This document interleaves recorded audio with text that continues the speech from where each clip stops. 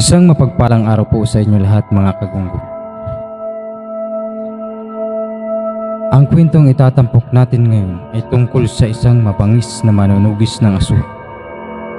Pero bago po tayo magsimula, kayo po ay inaanyayahan ko na mag-like, mag-share sa ating YouTube channel.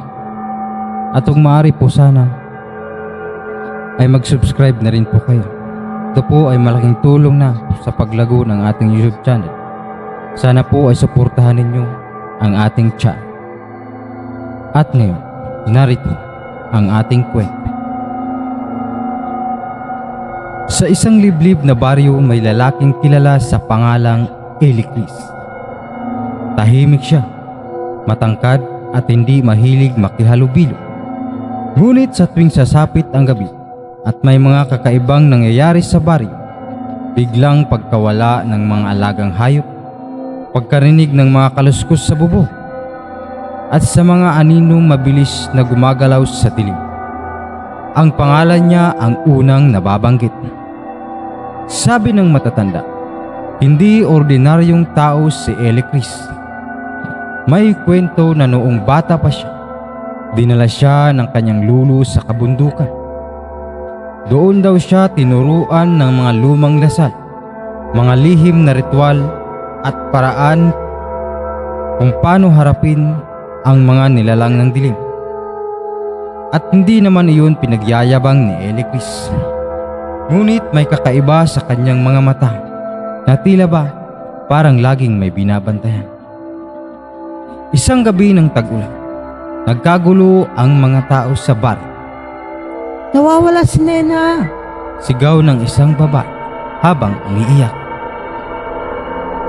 Nagtipon ang mga tao, ngunit walang gustong pumunta sa masukal na bahagi ng kagubatan. May sabi-sabi kasi na doon nagtatago ang isang angkan ng aswang. Tahimik lang si Eli Chris. Kinuha niya ang kanyang lumang bag, nagsindi ng lampara at nagsalita. Hintayin ninyo ako bago magbukang liwayway. Habang naglalakad siya sa maputik na daan, lalong lumalakas ang hangin. Maya-maya may narinig siyang mahinang tawa sa dilim. Huminto siya.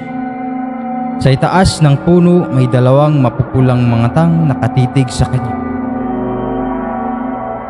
At sa wakas, mahinang sabi, "Lumabas ka rin." Biglang tumalon ang nilalang mula sa puno.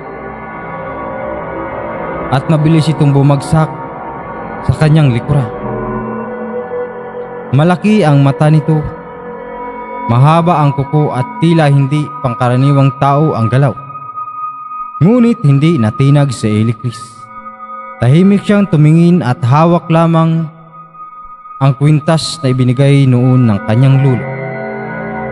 "Hindi ako naparito para makipaglaro," mahinahon niyang sabi.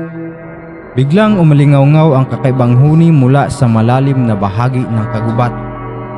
Napansin ni Eli na hindi iisa ang nilalang, marami sila.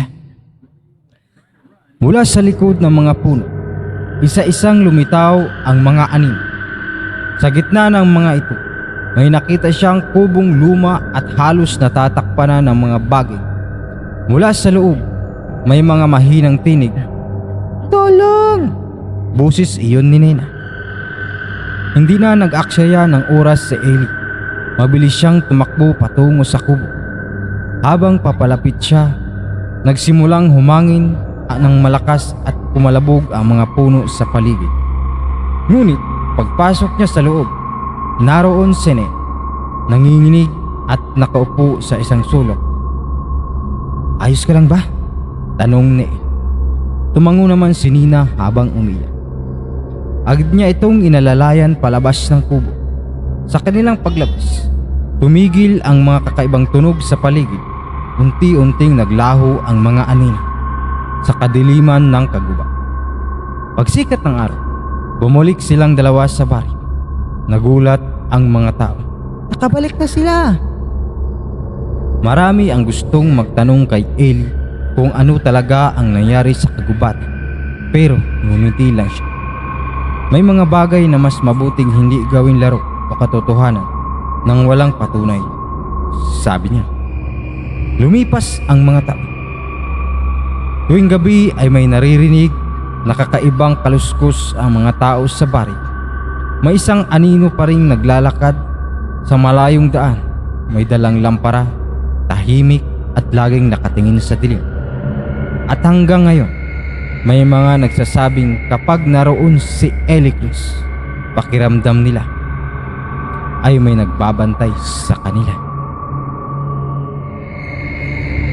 Wakas.